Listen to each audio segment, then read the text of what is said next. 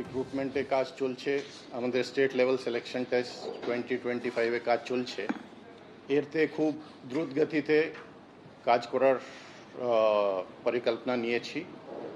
যত তাড়া করে হোক the recruitment process will be completed. আমরা অনারেবল সুপ্রিম কোর্টের ডাইরেকশনে ওটা করা হচ্ছে as per orders from time to time. তো ওটা আমরা সবসময় as per the directions of the court আমরা এগোচ্ছি। এর মধ্যে আমরা একটা নতুন নির্দেশ পেয়েছি 7th অগস্টে আমাদের BCW ডিপার্টমেন্ট থেকে regarding the rosters that would be applicable. তো ওটা আমরা আমাদের যে অ্যাডভোকেট আছেন এবং টেকনিক্যাল আছেন ওদের আমরা ডাইরেকশন সিক করেছি, ক্লারিফিকেশন চাইছি।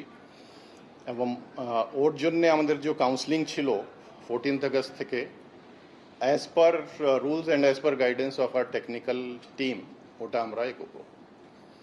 তো এটা এখন অবধি যে প্রসেস আছে। এবং গ্রুপ সি গ্রুপ ডির যে আমাদের রিক্রুটমেন্ট প্রসেস আছে তারতেও আমরা তো আনসার কি দিয়ে দিয়েছিলাম।